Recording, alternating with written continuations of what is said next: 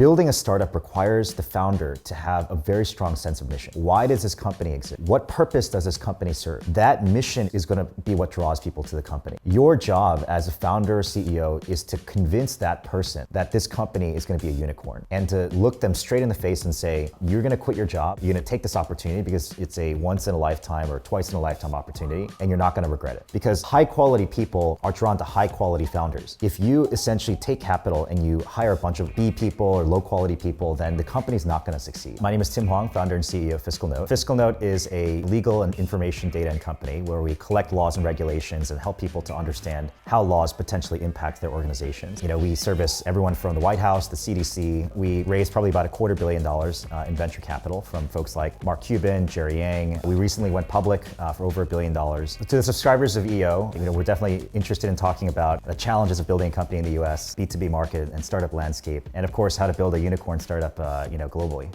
Yeah, enjoy.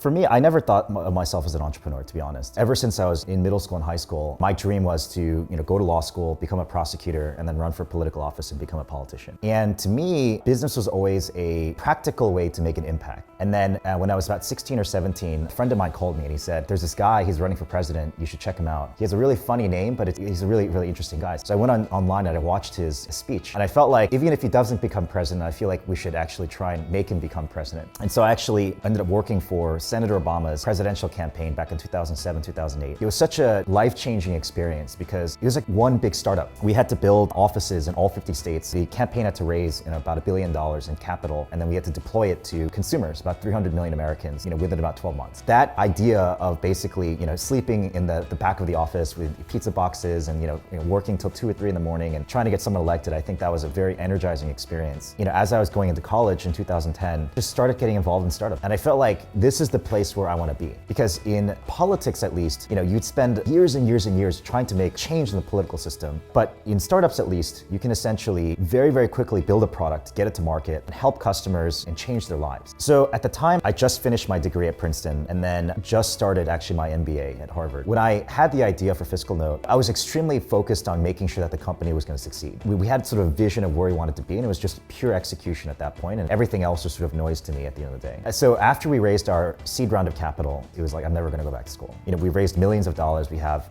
dozens of employees. We have to actually make this a success.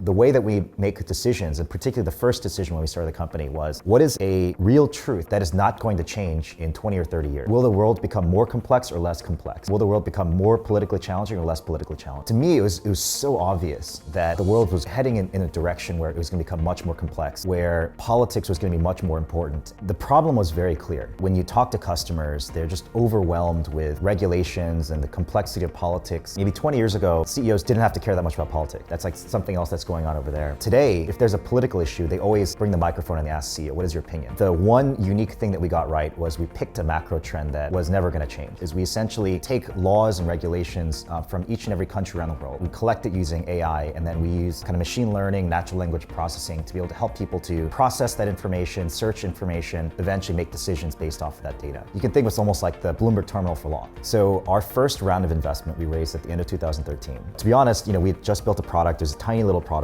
And we said, okay, we really need to expand this business because we were working out of a Motel 6 in Silicon Valley. One night, actually, I was watching Shark Tank, the TV show. And it was my co-founders and I were sleeping in this motel room and we were just looking at TV. I was like, oh man, wouldn't it be so great if Mark Cuban invested in our company? The next day, I actually went on Google and I typed in Google Mark Cuban email address. And then I went to the contact us page of his TV company. And right there was his email address. So I shot him a 3 or 4 sentence email. Subject line was changing government. And then in the email, I said, my name's Tim. I just graduated from college. I'm starting this company. Here's what we're going to do. Here's how we're going to change the world. And he responded within 45 minutes. And so, Mark Cuban and I, we went back and forth over email for a couple of days and he said, okay, great. I want to do it. I'm going to invest. He said, how much are you raising? At the time we were raising $740,000 because we had exactly calculated how much we need for 12 months. And he said, I'll do the whole thing. Mark was our very, very first investor. That was our first little kind of venture round. It came together very quickly, and to be honest, I feel like we were extremely lucky, but that definitely changed our lives for sure. The reason why a lot of founders struggle to get investment, a lot of founders, particularly first-time founders, they don't know what is an investable company, what is a not investable company. What a lot of founders need to do is they need to educate themselves on the particular interests of this investor. There's many, many, many different types of investors, B2C investors, B2B investors. If you are starting a consumer company, B2C company, you definitely should not email a B2B investor because they're not going to be interested. And a lot of the venture investing mindset is very pattern recognition oriented. They're very, very interested in trying to invest like this other company. It's like A, we should invest in B, which is why a lot of startup founders say it's Uber for this or Airbnb for that. These investors are looking for individual things in an investable business. They're looking at the business model, the future profitability. If you're going to be the CEO of a company, you need to know all of those things. It's your responsibility to understand that market, understand the investable landscape, and then to actually try and build a company in that general context. We started this company when we were 21 years old. We were straight out of college. We had zero network. We have zero connection to Wall Street, zero connection to Silicon Valley, zero connection to kind of major American companies. We built that network ourselves, literally going on LinkedIn and then one person at a time, reaching out to them, getting a warm intro, literally going to cocktail parties, forcing our way in the back door and then shaking people's hands and taking their business cards. We hustled really hard. It was a very, very effort-driven mechanism to essentially build that network. Any business requires a huge level of network. If you want to build a successful B2C company as well, eventually you're going to need to do B2B work, whether it's with advertisers or with partners or whatnot. Of course, network is going to matter quite a lot. We definitely didn't have an aha moment, and it was actually very unsexy. It was really just pure hard work and effort, just trying to get to the right answers as quickly as possible. We had a Google spreadsheet, and on this Google spreadsheet, we listed out 2,000 company names, and we literally bought a phone from 7-Eleven, and we called, hundreds and hundreds and hundreds of companies, and we asked them, do you have this problem? Do you have this problem? Can you spend 5 minutes with us? Can you take 10 minutes with us? And so when we built the product, it was after maybe 100 or 200 conversations, people who had this particular problem and needed this particular issue solved. Our first customer was a defense contractor. So I think that from that perspective, we got validation very quickly. They came in, they paid $20,000. We knew, we actually still in our office have the contract framed, because if we could get one customer, we could definitely get 10 customers. And if we get 100 customers, we can definitely get 1,000 customers. 1,000 customers, you essentially become a unicorn. I think that we have a competitive advantage in technology. The investments that we made in AI essentially prove that, collectively, we can build a company and a product that our customers want. Let's say you're a pharma company. Pharma companies, they're trying to understand what their competitors are thinking about, what the government is thinking about. And so for us, who's sitting actually at the center of everything, we have the FDA as a customer, we have the CDC as a customer. I can tell you from our perspective, oh, by the way, the FDA is going to pass this regulation. You should probably look at this. So you essentially become experts in that particular policy arena. The companies, they essentially they rely on you to kind of provide that intelligence. And to be totally candid, there are many, many points where FiscalNote could have failed. But in the back of my head, I would always say that failure is not an option. We're going to do whatever it takes to make this a success. That pure raging determination is probably what enabled the company to sort of get to this point today.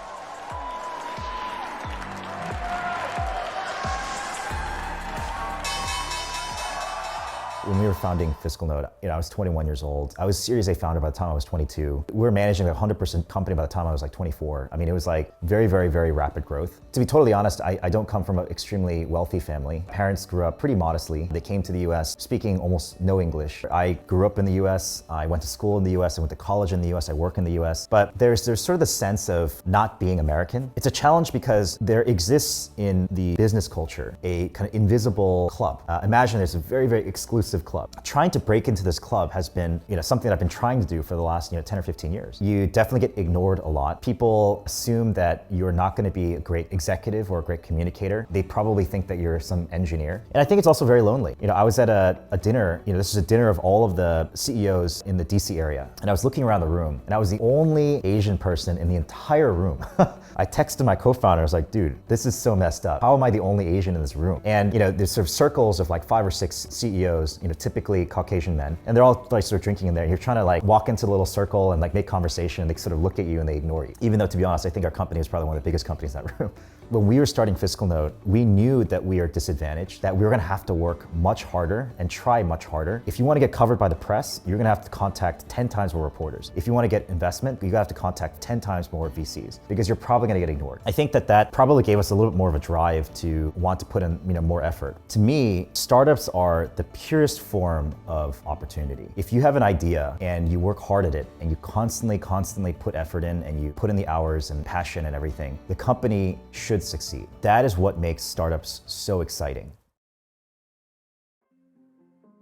Building a startup requires the founder to have a very strong sense of mission. Why does this company exist? What purpose does this company serve? That mission is going to be what draws people to the company. And the people that are attracted to that mission are going to find your company very, very compelling because you know what? Like life is extremely short. In that short amount of time, do you want to go a 9-to-5 job making somebody else wealthy? Or do you want to come and change the world? Now imagine this, you're a software engineer, making a decent amount of money, 6 figures, and you get a cold email from a startup founder. So I have this company, the product is not built, we just raised a small amount of money. Do you want to quit your job and come work for us? I'm gonna take a huge pay cut and maybe a little bit of stock. 90%, 95% people would say no. I mean, why would I do that? I have such a comfortable life. Your job as a founder or CEO is to convince that person that this company is gonna be a unicorn and to look them straight in the face and say, you're gonna quit your job, you're gonna take this opportunity because it's a once in a lifetime or twice in a lifetime opportunity and you're not gonna regret it. Because high quality people are drawn to high quality founders. If you essentially take capital and you hire a bunch of B people or low quality people, then the company's not going to succeed. And I would say for FiscalNote, we typically, almost in every case, with the exception of 1 or 2, have acquired founder-driven companies. For me, founder-driven companies are very different. They're very special because the founders themselves picked each person individually in their organization.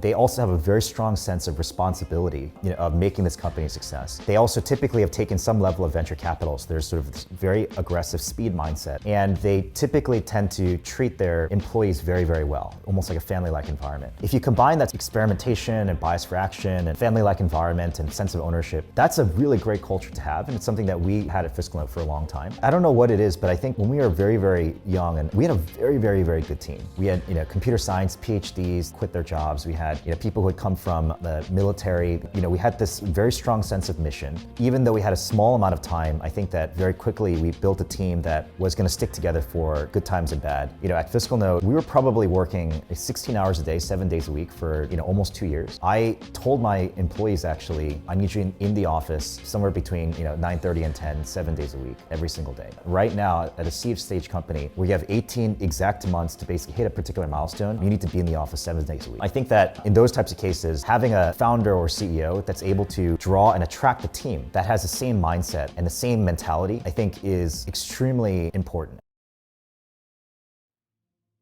Just because you receive investment doesn't mean that you're going to succeed. It's actually higher likelihood that you're going to fail. Because at this point, you've taken the money from the investors and you now have to spend it. And you have to spend it very quickly because the market is changing, the landscape's changing, competitors popping up. Investors expect you to generate a return in a particular amount of time. The timing is probably the most important thing, in my opinion. And it depends on the sector, right? And technology, the good thing about technology is that these timing trends happen all the time. 2007, Steve Jobs gets up and he introduces the iPhone. That launches is a whole next 10 years of mobile investing, mobile companies, mobile startups. That trend, you have to be able to jump on it immediately. From a startup perspective, when you pick the idea, you have to understand not just why does this company exist, but why now? Why is this timing right now the perfect timing for the company? In my opinion, actually, having done startups now for almost 10 years, I think that's probably one of the most important questions that founders have to ask themselves. Why is the timing for this exactly right now? Why wasn't it 5 years ago or 10 years ago? Why isn't it 5 years from now? And I think that if you can get that timing exactly correct, then the startup should be able to ride the tailwinds of some general market trend.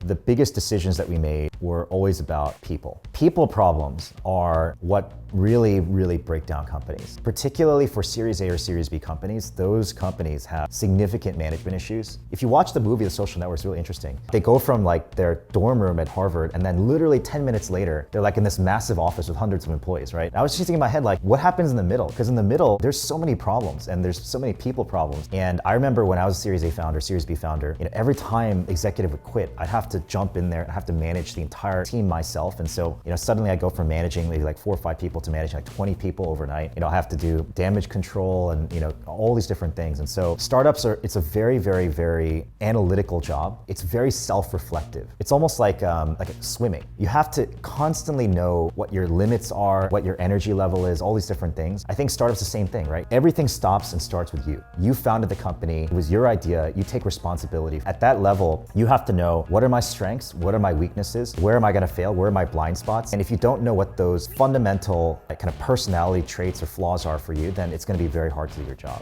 And if you can really hone in on what that is, that kind of mentality is constant, because when you make a mistake, you put that into your framework. You make another mistake, you put that into your framework. For instance, for me, I have a bias when I'm hiring executives, right? I look very heavily at the resume, and I don't interview enough, for particular skill sets. And so I've definitely made that mistake almost one too many times, where you overhire on the resume, you underhire on the personality traits. I had to train myself to remove that bias from my head to make better decisions. That, again, is a very introspective thing. You just have to constantly be thinking about that on a daily basis.